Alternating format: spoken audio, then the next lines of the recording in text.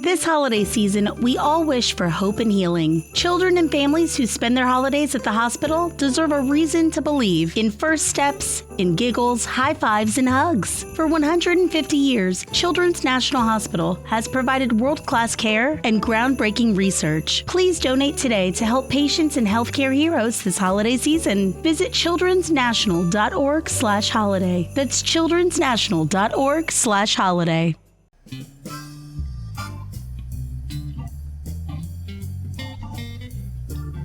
Right Night is a talk show with published authors, writers, and content creators discussing both the creative and technical sides of writing,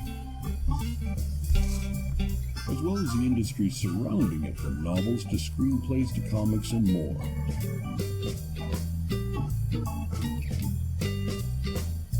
And now, here's your host, author Travis I. Sivart.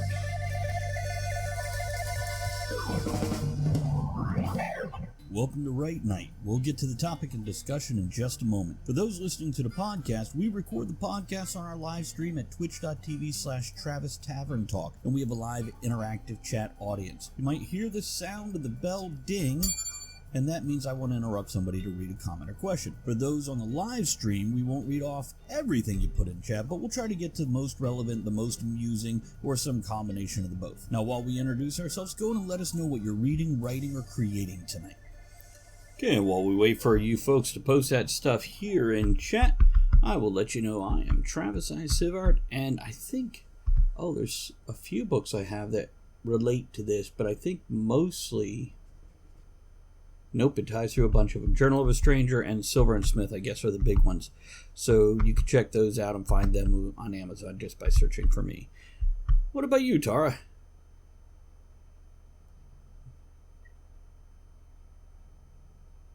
We're not doing intros or... Yeah.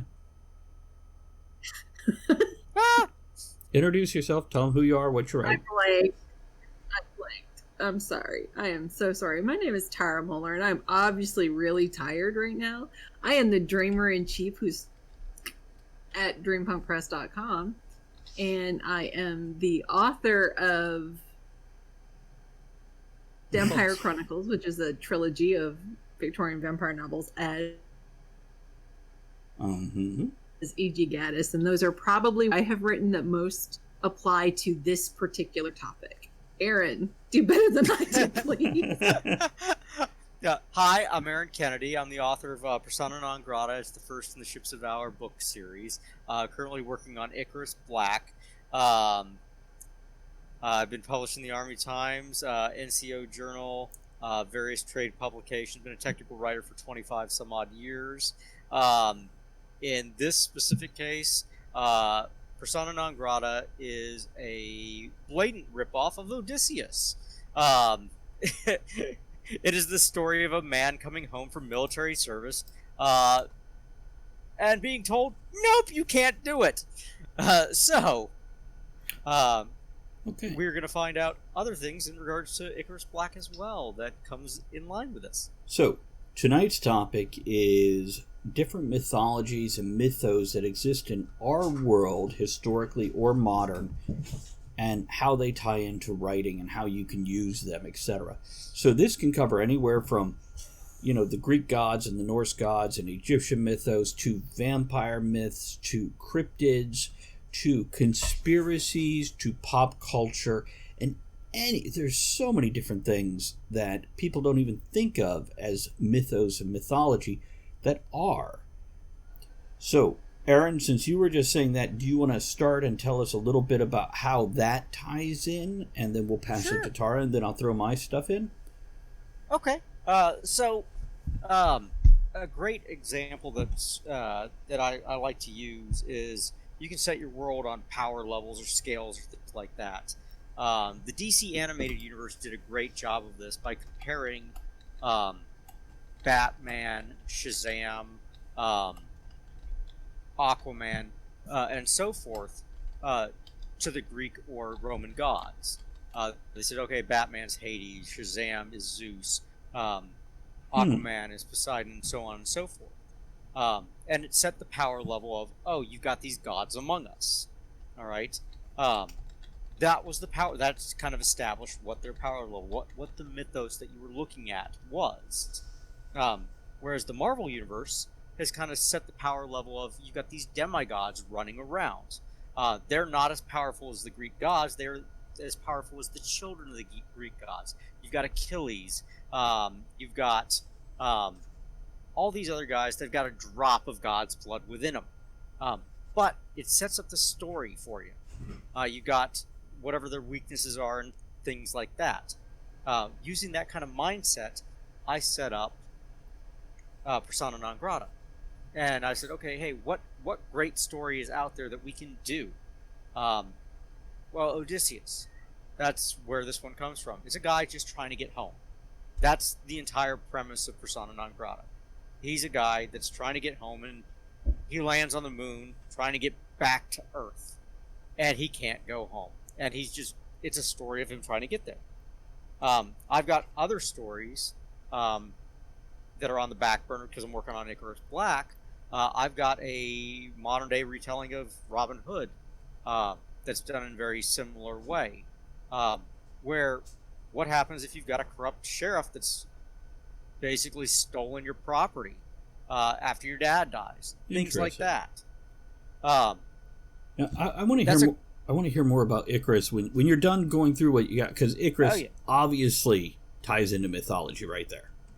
Oh yeah. Well, and it's just a cool name. It is. So we got Icarus Black. All right. We're gonna hit a couple names in here because one, you want to tie into the mythos. The initial mentor for Icarus is going to be John Hermes, spelled Hermes. Very good. Okay. And does he run really fast? No, that's just his last name. It's Hermes, like the tie. But he's a mariner. Okay. He is the one that kidnaps Val, the ship, or steals him. But is offended when you say steals. No, he's a person. I kidnapped him. Thank you very much. That is our initial one there, and that's where our hero's journey begins. We've got this taking place.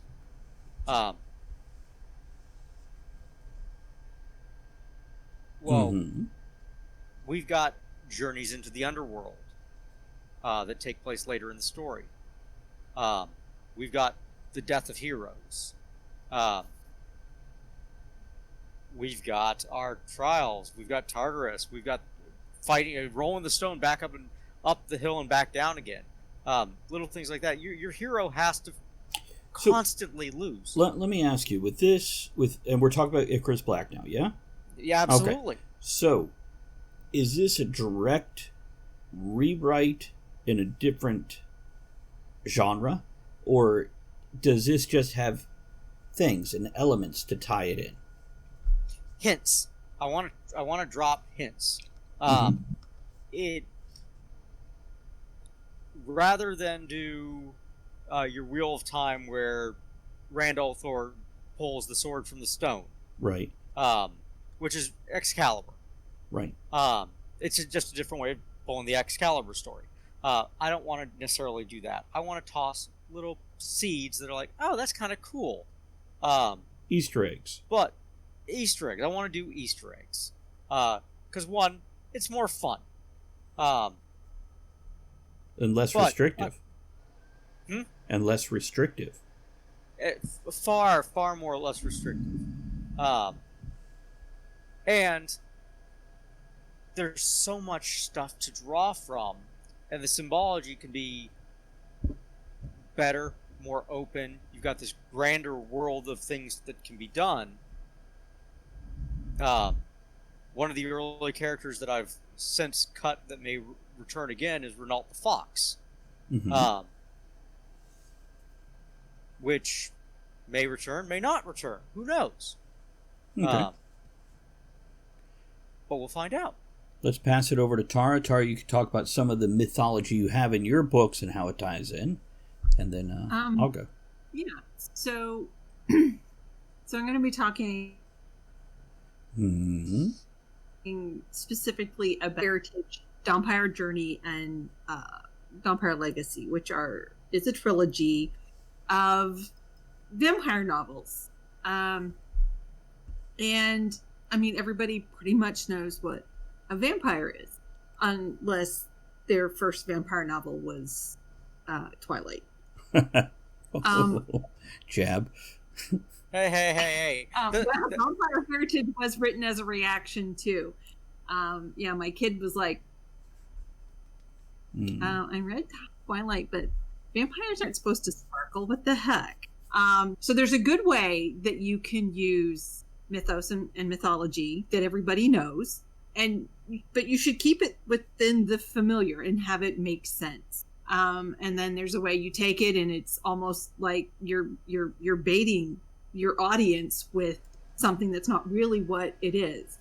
So I did, and you should research, and you should know, because you should know what you're writing. If you're going to write with,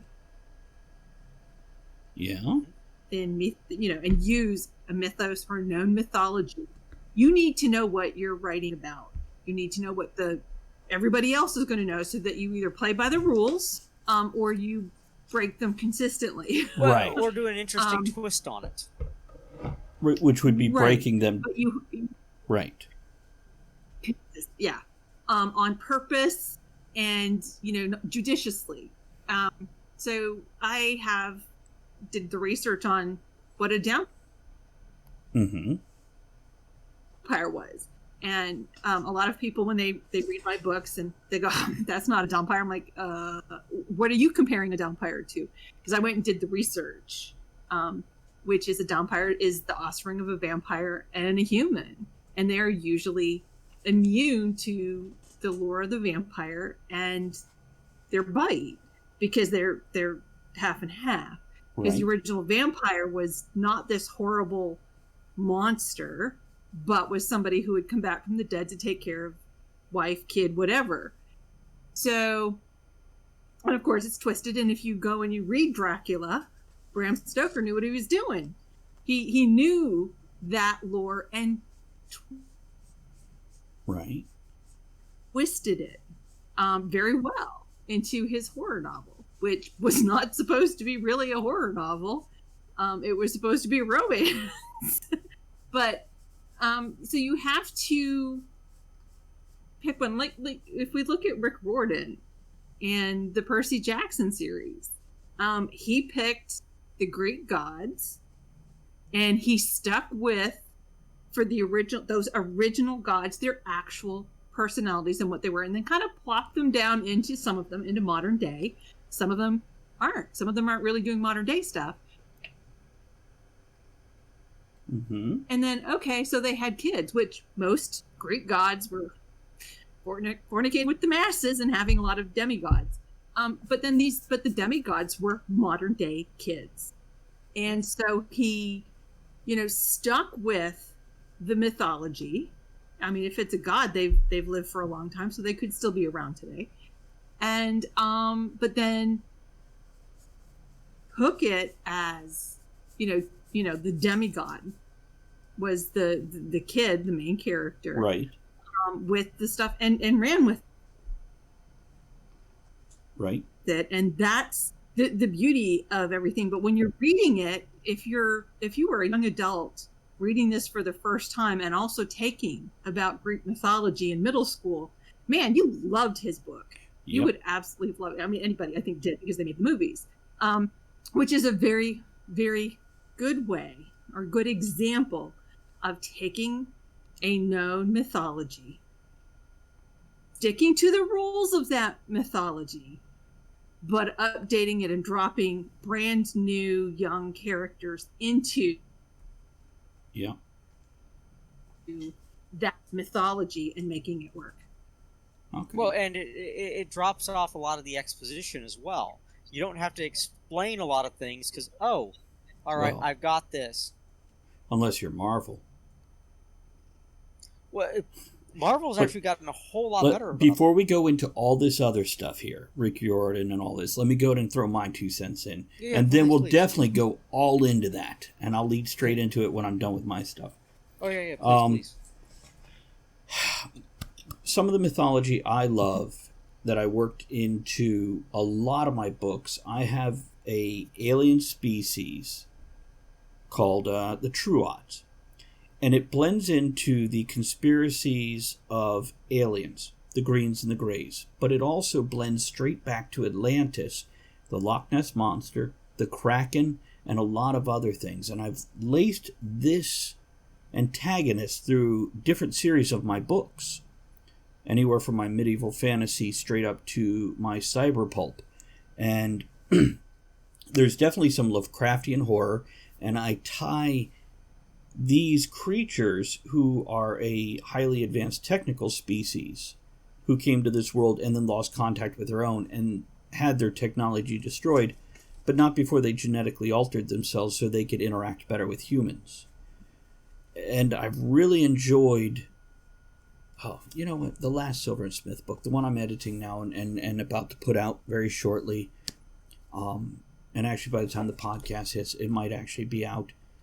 I really enjoyed tying it to Burmese mythos, Algerian mythos, Egyptian, South American with the Mayans, Aztecs, and Incas, as well as the Bermuda Triangle and other places throughout the world. And I have so much fun pulling these tidbits of history and mystery from our world and tying it into this fictional world. And at least I feel like it comes together and it makes sense. And it's something I can build on, that everybody knows that they automatically have an in, whether they enjoy the really old horror or whether they enjoy the modern conspiracy theories and all these other things in between. And another mythology I work into, it's totally science fiction, is quantum physics and wormholes and moving between galaxies or places within a galaxy. And that's just been so much fun. But now some of our classic writers that we've read, whether it's Tolkien, or I'm going to use Star Wars, and I'm going to use Wheel of Time, Robert Jordan. Both of those, and Aaron might disagree with me on the Star Wars thing, Star Wars to me is a retelling of the King Arthur myth. You have a young kid with a magical sword, you have an old wizard coaching him, and then you also have that other knight in the king's court who woos the princess away. Now later they become brother and sister, so, whatever. But going with just the first movie, it's a retelling of King Arthur in my mind. And Robert Jordan does this also, where he pulls from that mythology and parallels it. Now, it's something else Robert Jordan does. He also, with some of his other characters, pulls in almost a Robin Hood type scenario and other things too. And it's just fun and delicious, and gives you something automatically you line up with. Okay, who wants to say some stuff? I see Aaron touching his lip. That's usually a sign he's got a thought. But no, the one big thing to really worry about is over mythosing things as well. We don't want to necessarily pull in too many things. You want to build something and maybe drop one of those mental models over the top, but not necessarily hit everything. Not everything's going to mesh in there. We talked about Rick Riordan. He does it with the Greeks, and for the first book series, he does a fantastic job of that. But he doesn't try to make all the world match. He just goes, okay, hey, we got the Greek gods here. Book series 2, he flips it on its end, and he goes, okay, hey, the Greeks were also known by their Roman names, and these are their mirror images. And they're opposing personalities because they were different. Right. And he does a great job with that. But again, he doesn't try to go, oh, hey, here are the other gods running around as well. Which is a good way of doing that. One of the things that we kind of a failing that Jim Butcher got into was he started tossing on. Now, he's 15 books in. By the way, which is for about the anybody same who as- doesn't know Jim Butcher, he writes the Dresden Files. Check it out. Yes. Go on, Aaron. Sorry. Good series. He's 15 books in, which is about the same as the Ricky Riordan novels, but we've got an overboard or an overwhelming of the mythologies at this point, because now we've got an introduction of the Fae, we've got the introduction of the dragons, we've got the introduction of the Knights of the Cross, we've got Arthur's court, we've got all these mythoses that are stacking over here, and it becomes an overwhelming, wait a second, how does this all merge in now? 3 different flavors of vampires at least that we're aware of, including the Incans and so on and so forth. Right.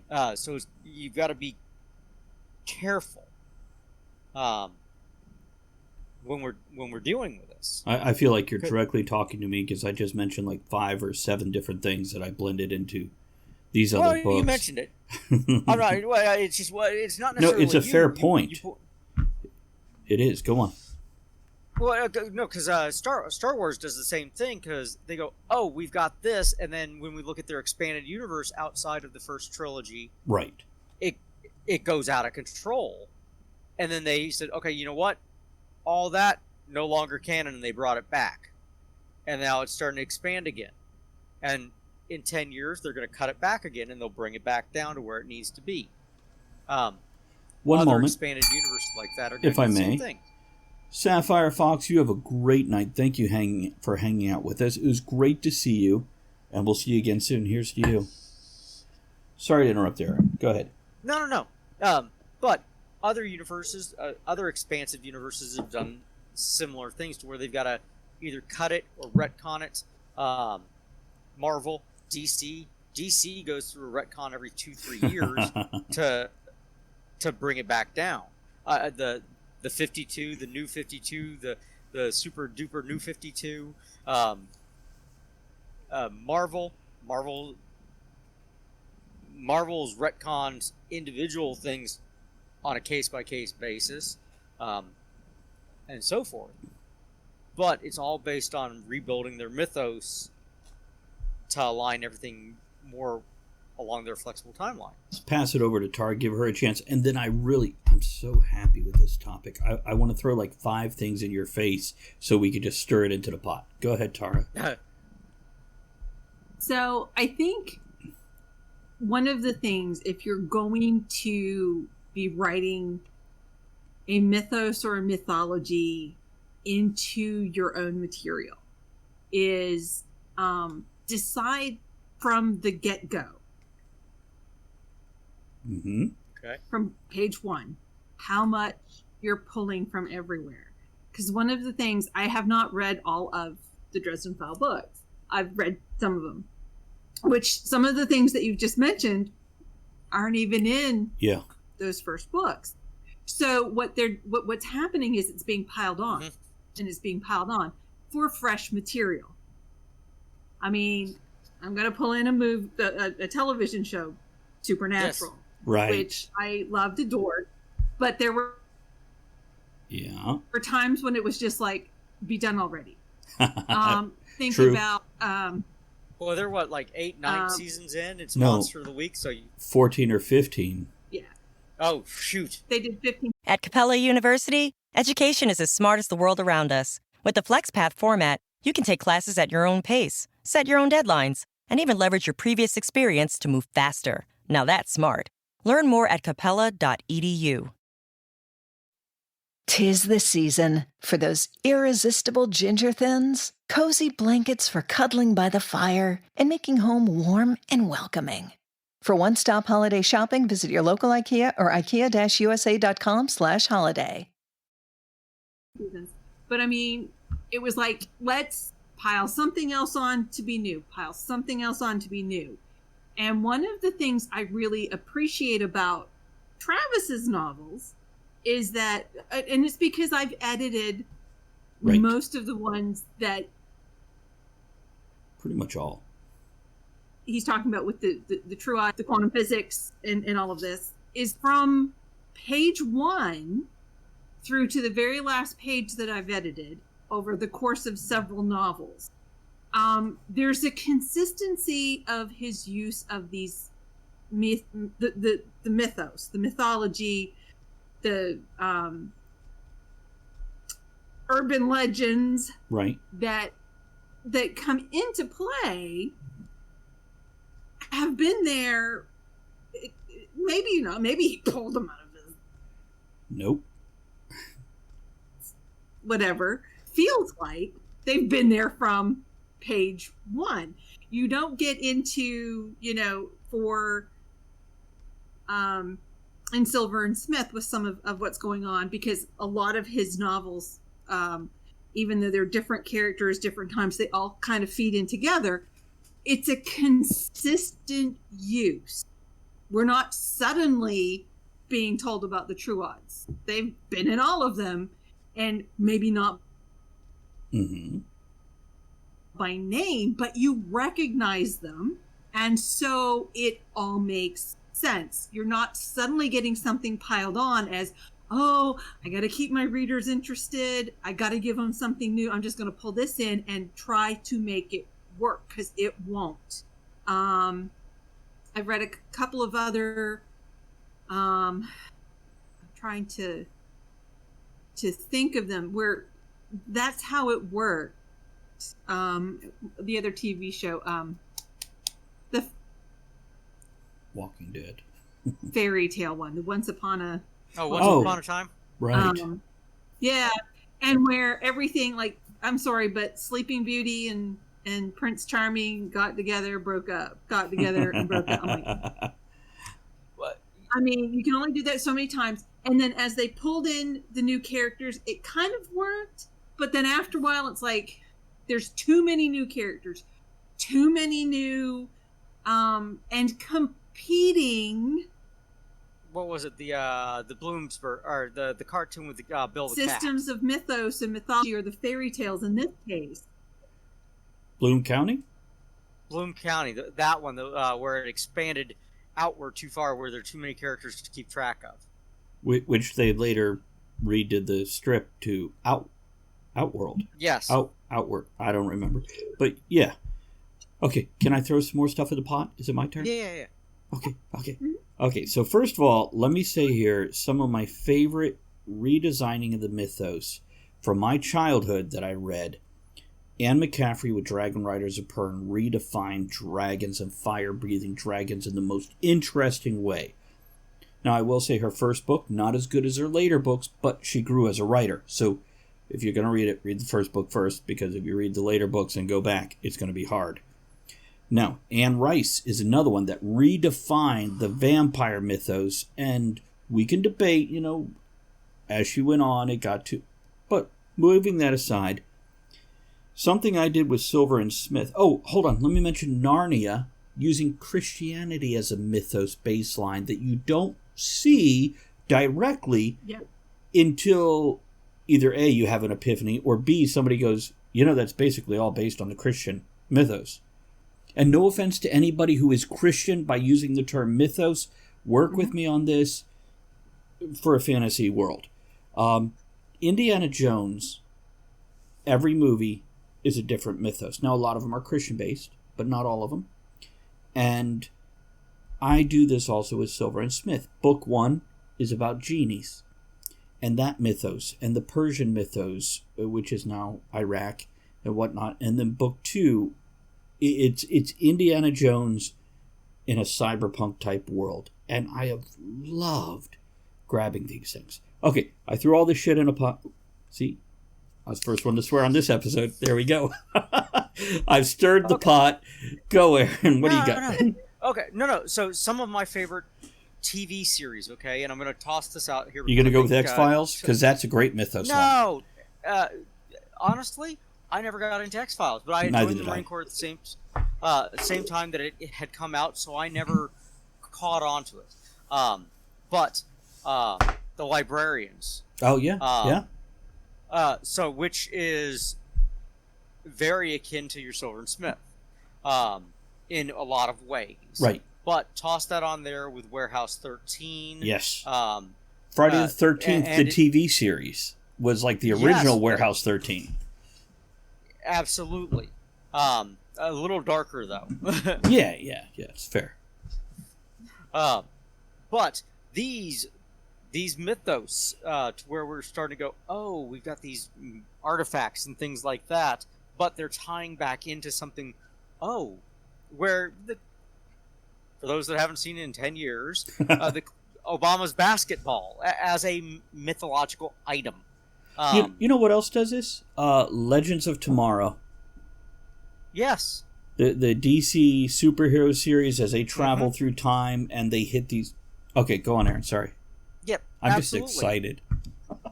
But they're mythos generating things that are hit with the kind of the Monster of the Week format. But the cool part about those was they didn't necessarily escalate. You didn't keep getting a bigger bad. You had this is what we're dealing with. Right, new flavor of the week. It's a new flavor of the week. It's Scooby-Doo. By the way, if I could interrupt, if you guys haven't seen Scoob, the new animated Scooby-Doo movie, outstanding. Just fun. So Tara, Mark Wahlberg's great in it. What? Mark Wahlberg? Is he in that? I don't know what that means. He plays Blue Falcon. Does he really? I didn't know that. I know Zac Efron and a lot of the others. I didn't catch Mark Wahlberg in there, but I adore the guy. Anyhow, okay. Totally sidetracked us with Scoop. Check it out. Okay. I enjoyed it. I enjoyed the hell out of it. And by the way, I love the scene where Scooby-Doo is trying to pronounce the word dick. Enjoy that. Because Dick Dastardly is the primary antagonist. And by the way, what a beautiful story arc for their antagonist. He's trying to be greedy and selfish, Tara, and no real spoilers here because they reveal it very soon into his storyline. He just wants his dog back. He wants his best friend back. And that was... Oh, I know, right? And he's this horrible, evil person who gets teary-eyed. Okay, Aaron, I again, sidetracked, so go on. Yeah. No. Well, I mean, hell, you know what? The entire freaking Hasbro or Hanna-Barbera Mythos. Yeah. There's a modern Mythos. It's a great one because you've got everything linking from Scooby-Doo to Batman, to Dirk Dastardly, to Blue Falcon, to that entire to Space Ghost, to whatever. Captain Caveman. And by the way, did you notice the video games in the Shutdown Carnival? They had Laugh Olympics, a video game. Anyhow, okay. But yeah, these are mythos that exist within there.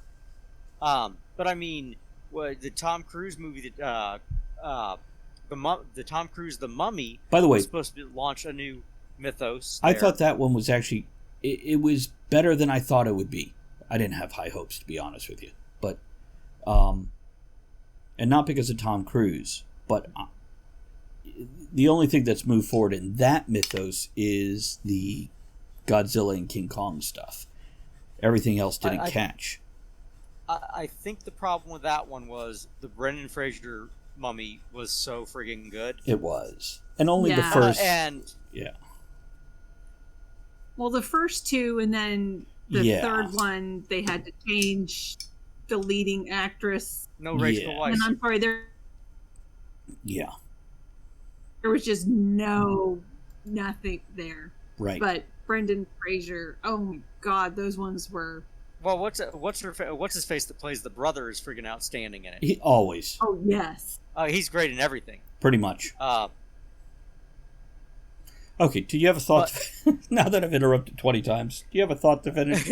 No. It's just one of those. We've got all these mythos that from you mentioned Indiana Jones and all that. We've got these built up mythos that. One, you can develop your own mythos there. Part of the world building. And I'm interrupting again. Thank you. Appreciate you.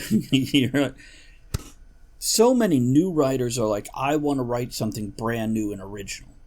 But there is a delight in taking something well-known and putting your own twist on it. I mentioned Anne McCaffrey. I mentioned Anne Rice.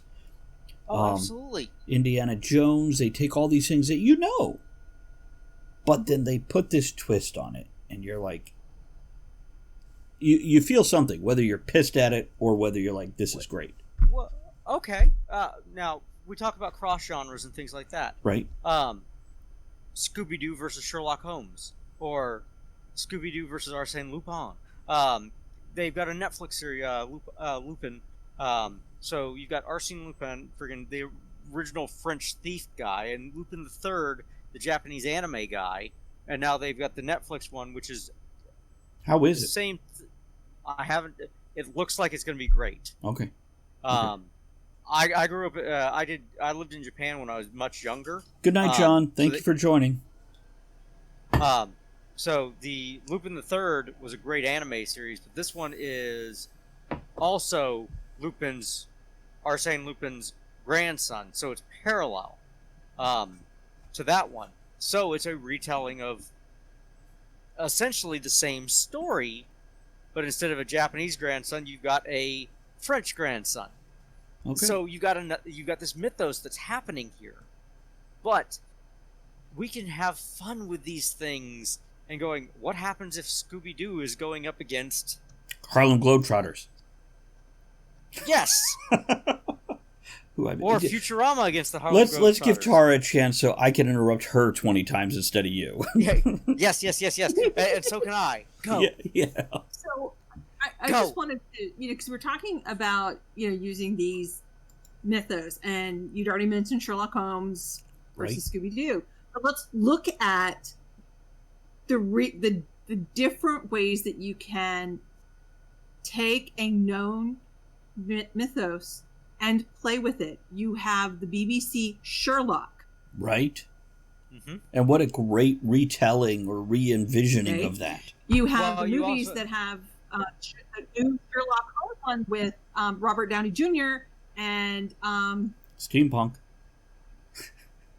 Well, okay. Yeah. You also have the TV show House, actor, and which is horrible because I like him. I think he's so there's those, and then you also had Elementary on TV. All of them are based on the same characters, the same mythos, the same root, but you have three very, very different takes on it. And then if I can drop, Mechanics of Life was originally written, I have my own Holmes and Watson. They're completely different and their names are completely different. But it's Quillian Watson and Grayson Holmes, which was based on my take on what I got out of Sherlock Holmes and put it into a new steampunk world. But and I did something. Play with it. And I did something very similar with Croker Norwich and Phoebus Buckrow, where I took Sherlock Holmes and Watson, but also The Odd Couple. If you remember Neil Simon's Odd Couple, that was a TV series, and I blended those two together and had so much fun with that. Well, okay, so I had mentioned House, Dr. House from the TV show. That's a retelling of Sherlock Holmes. Yeah. Okay. But we can take a look at like Disney movies. You've got what is it? Bug's Life is the Samurai 7 or the Magnificent 7. Right. They're all the same story. Mm-hmm. You've got Lion King, which is Hamlet. You can take quite a few of them, and they're all retellings of the same stories or genres, and going, oh wow, this is really dark. Then as we go down the list, and you go, oh, should they really be telling all these Shakespearean stories this way? But by the way, you know what? Going into this, other movies that I've enjoyed: Much Ado About Nothing by Kenneth Branagh, and also A Midsummer's Night Dream by Kenneth Branagh. These are retellings in different eras of Shakespearean plays, and I've enjoyed them. Now I can complain about certain things in them, but all in all, I had a good time enjoying this age-old story with a new setting. By the way, the Romeo and Juliet by Boz, who I love Boz's work, didn't enjoy that at all. Visually beautiful. Yes, Eh. I agree. But I had the same feelings in regards to Valerian, City of a right. Thousand Worlds. Visually beautiful, horrible friggin' dialogue. It's so basic. I Avatar. I could not understand that story See, Avatar's the same in the thing. movie. By the way, Avatar, the blue people Avatar. This is Right. such a basic, simple story, but visually captivating. And I refuse to watch it. I've never seen it. I enjoyed it, but I didn't go in with, like so many movies, I try to go in with no or low expectations. That way anything above minimum is good enough. And by the way, Cold Brew Science, good to see you. Been a few... Says, if you spend all your money on special effects, you won't have a budget for a good screenwriter. I've also seen a lot of good scripts be ruined with rewrites or where they pull in 12 new writers. Yeah, there's signs about that, but low expectations make movies better. Whereas books, I can't have low expectations. They have to hold me. And... Well, that's one of the reasons YA tends to be really good, is because kids will rip a friggin' book apart. If it's not good, kids are just like, nah, bye, out it goes. Yeah, that's a fair point. Adults tend to be a little bit more forgiving. Okay, we are coming up on the close of this episode. Often have something better. So we're coming up on the end of the episode, but I want to give Tara a little time to talk about anything she wants, including closing thoughts, and we'll pass it to you, Aaron, and then I'll take it and wrap it up. Tara, out of everything we've said, I know we might go another 15, 20 minutes on this one. Not just from Tara, but from all of us, because it's a good topic. I think if you are a new writer, Mm-hmm. and you decide that you want to try this, because it is a way to make a connection with your audience, your readers, very quickly and easily. Either pick the storyline to retell, dropping it into a different setting, or pick the characters, okay, and either drop them right in or reform them a little bit, keep names so that people can make the connections, or pick the mythological beings and Right. have a very modern character as your main character, but dealing with things that are part of that of the mythos or the mythology. That way you're not going to be overwhelmed, you're not going to overload, and you're still going to be able to tell a story, because you still have to have a story, even if Right. you're going to retell like Odysseus, like Aaron did. You can't tell the exact same, you can't tell it the exact same way, because that's been done. You Right. have to have that twist in it, but it is a good way to get started. And if you have written fan fiction in any form, you have done this. You have done this. It's I don't want to say it's easy, because it's not. No writing is easy, but it is accessible. And especially, like I said, if you've written fan fiction, it's just the same thing on a slightly different bent of you're renaming and you're doing something different with the characters. Aaron? Focus. Okay. We're taking one thing, shifting it 30 degrees. Just pick something. Doesn't matter what it is. If you want to take a mythos, whatever that mythos is, if you want to take Captain America and shift him 30 degrees, that's great. If you want to take the Norse gods and shift them over, that's fine. But pick one thing to start with. Don't over mythos. The world is a hodgepodge of stuff that's kind of been thrown together. When you're telling a story, you are telling just a very focused piece, and you gotta avoid throwing it together like pancakes. You're only ever going to see one of them. Yes, pancakes. You want to have one pancake, not 50 of them. Dutch babies. What if they're silver dollar pancakes? You're only going to eat one at a time. Okay? Not like the squirrel that you are and have 12 of them. Okay, my closing thoughts for this is, you know that old wedding proverb of when you go for a wedding, you want something old, something new, something borrowed, something blue. This will go the same for writing with a mythos. You want something old, but then you want to add something new to that. That old thing is something that you've borrowed from someone else, and something blue is creating that emotional connection. Whether it's the comfort food of what you're working with or that new twist that endears your readers or upsets your readers, it's that emotional reaction to what you've done with this. And it's a beautiful thing. I bet you every single person that's ever read more than one book has read a book that ties into something in the past. A different book, a different mythos or whatever.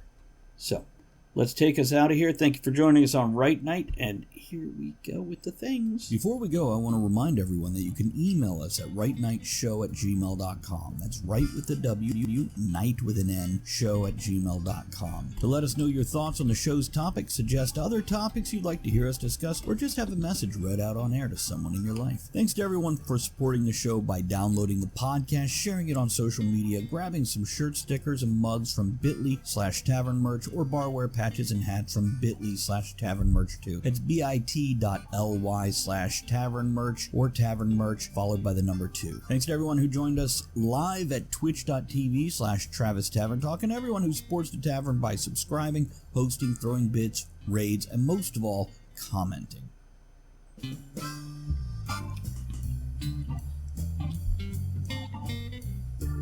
Thank you for joining author Travis I. Sivart and the other writers, content creators, and all-around amazing people for our discussion here on Writing. Join us again soon, and until you do, make sure you create with passion, enjoy the journey, and remember, every night can be right night.